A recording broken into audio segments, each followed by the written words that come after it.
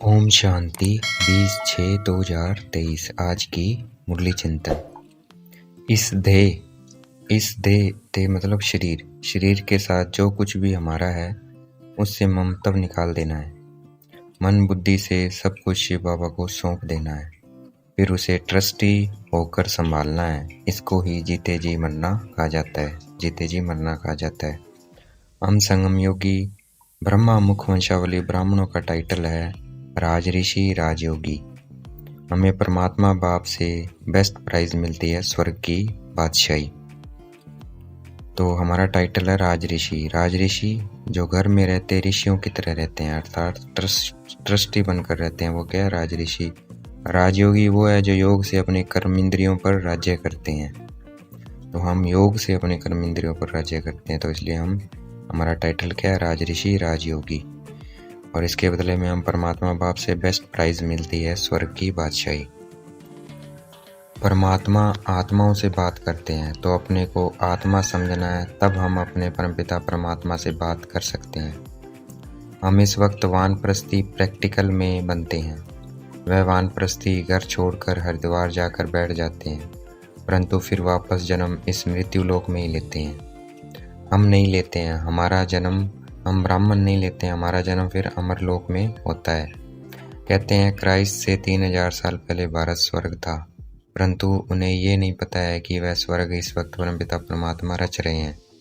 गाते भी हैं मनुष्य से देवता किए करत न लागी वार, अर्थात परमात्मा आकर मनुष्य को ऐसे कर्म सिखलाते हैं कि मनुष्य से देवता बन जाते हैं और ये धरती स्वर्ग बन जाती है।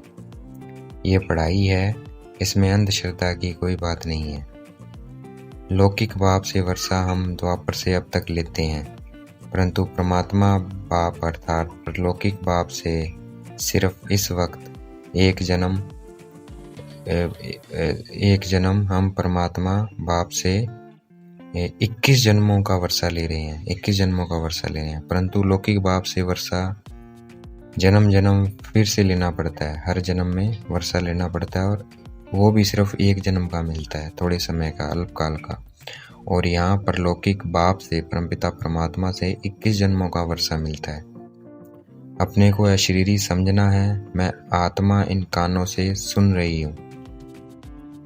हम इस वक्त प्रैक्टिकल में ब्रह्मा कुमार कुमारी हैं, तो हमारा तीसरा बाप है प्रजापिता ब्रह्मा, परंतु हम परमात्मा के बच्चों के सिवाय ये बात और किसी मनुष्य को नहीं पता है।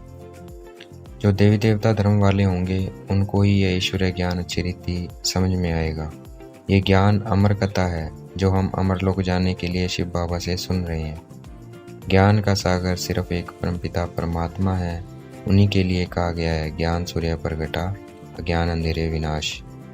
परिस्तान की स्थापना हो रही है और ये पुरानी दुनिया कब्रिस्तान होनी है। परमात्मा बाप का बनने से ही मनुष्य से देवता बनते हैं। जो जीते जी मरते हैं, पवित्र रहते हैं, वो मातीले बच्चे हैं, और जो पवित्र नहीं रहते हैं, ना जीते जी मरते हैं, वह सौतीले बच्चे हैं। जो पवित्रता की प्रतिज्ञा कर बाप के पास जाते हैं, उन्हें ही वर्षा मिलता है। शिव बाबा दाता है, कभी ऐसा नहीं सोचना है कि हम शिव बाबा को देते हैं। हम उनसे स्वर्ग की बादशाही का वर्षा लेते हैं, देते नहीं हैं। और जो भी हम शिव बाबा को देते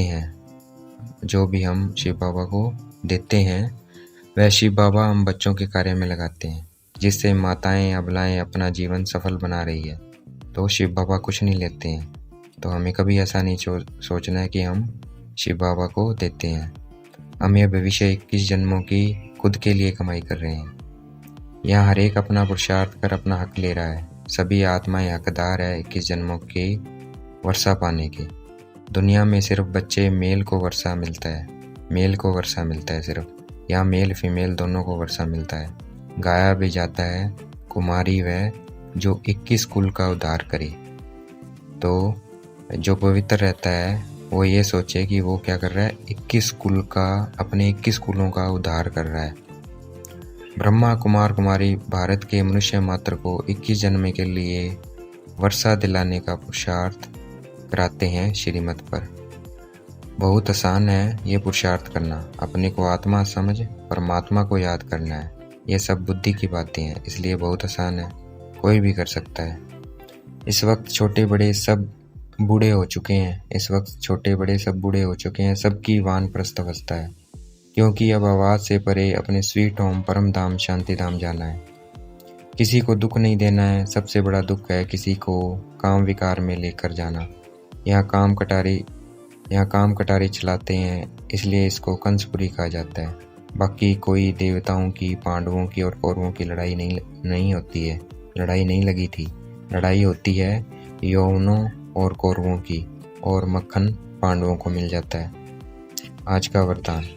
उड़ती कला के वरदान द्वारा सदा आगे बढ़ने वाले सर्व बंधन मुक्त भव। उड़ती कला के वरदान द्वारा सदा आगे बढ़ने वाले सर्व बंधन मुक्त भव। उड़ती कला क्या है? परमात्मा का बनना, अर्थात उड़ती कला के वरदानी बनना। तो आगे बढ़ने वाले सर्व बंधन मुक्त भव। तो हम आगे बढ़ते रहेंगे और हमारे साथ हम सब बंधनों से मुक्त हो जाएंगे।